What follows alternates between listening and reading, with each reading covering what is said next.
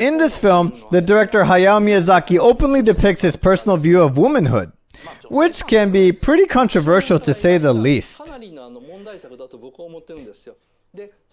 His portrayal of women includes some scary details, and since I've been talking about some horror stories like urban legends lately, it's a perfect time to talk about Ponyo in a way that's a little erotic and extremely frightening.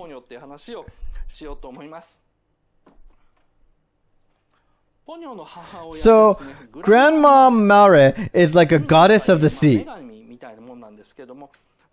She's Ponyo's mother and the wife of Fujimoto.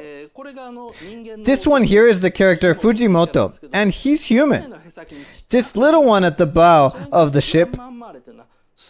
And Grandma Mare is huge compared to him. She's serene, kind, and never loses her cool. She's the embodiment of motherhood, if you will.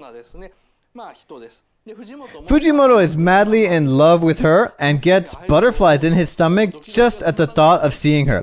It leads to disaster, of course, exacerbated by the fact that the door doesn't work properly. When Grandma Mare appears for the first time, Sosuke's father... I watched Ponyo 3 times or so, and the only character whose name I can't seem to remember is Sosuke's father. The name of Sosuke's mother is Lisa, I know. But when it comes to his father, the voice actor's name keeps popping into my head. Kazushige Nagashima. That's because the character really fits the public image of this voice actor, like often being absent from home and unreliable. So I'll refer to Sosuke's father as Kazushige, but please don't mind. So, Grandma Mare appears for the first time when she glides past Kazushige's ship underwater. She's ginormous! Kazushige says, "Look!" pointing at the glowing wave approaching them. It's split into 3 panels. I'll start at the top. A glowing wave appears in the sea, and if you look closely, there's something like a red gem right beneath it. Its brightness is its characteristic. This red gem is what's making the wave glow. It glides past right beneath the ship. And right then, you can see that the red gem is... So here's her face, here's her neck, and here's her chest. She's wearing a low-cut dress, and this part of her body, I think the proper term is décolletage, is revealed. And there's a necklace hanging loosely on her chest. That's where this red gem is.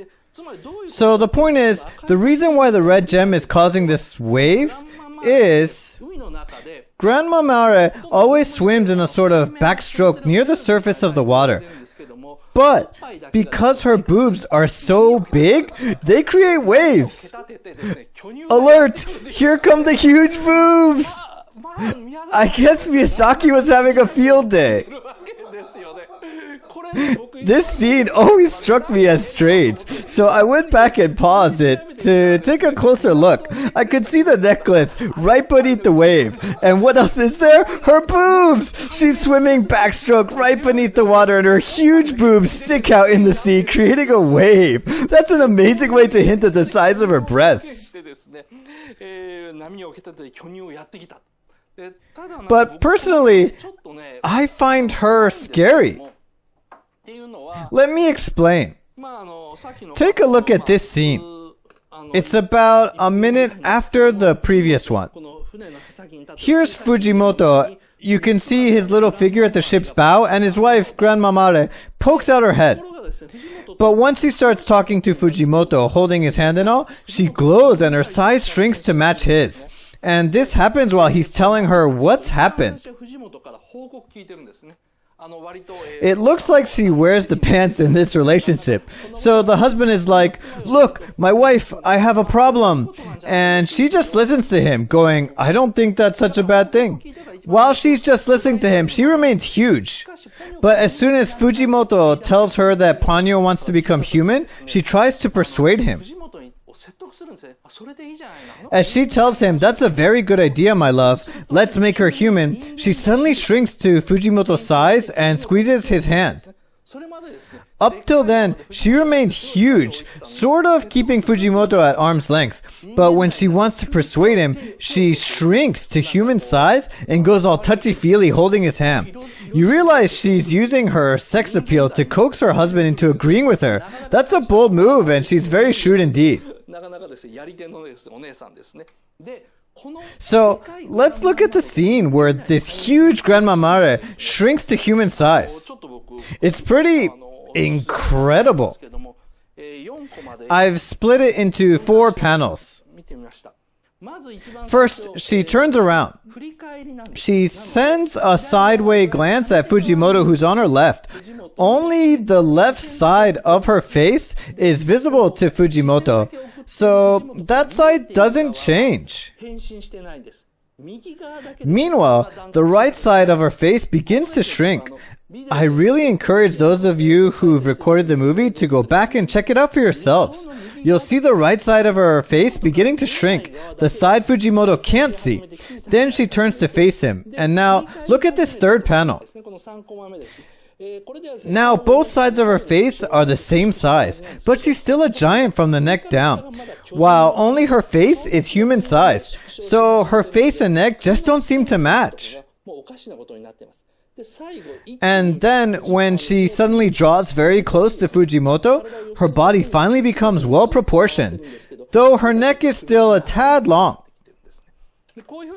In this scene,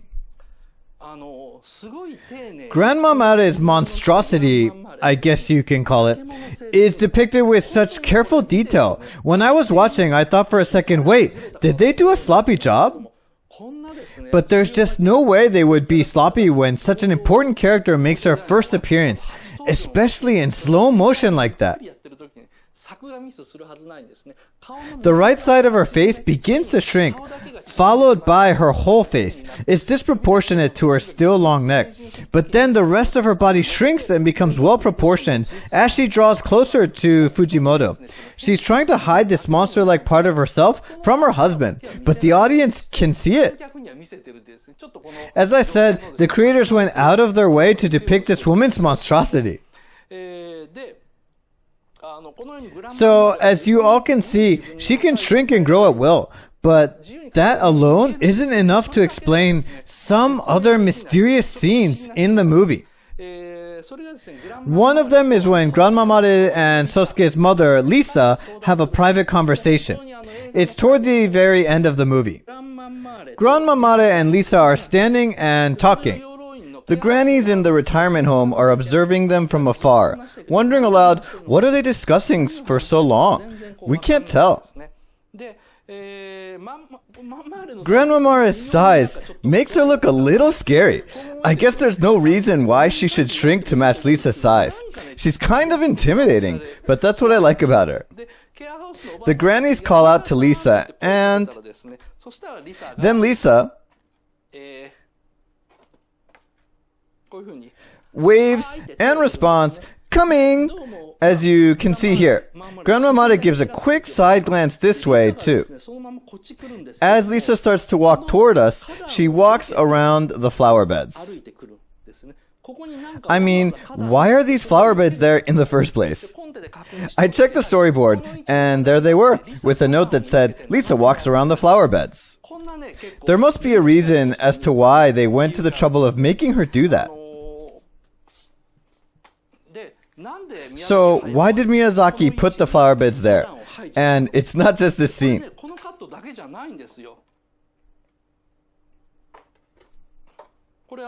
This is where Sosuke and Ponyo finally see Grandma Mare's face to face.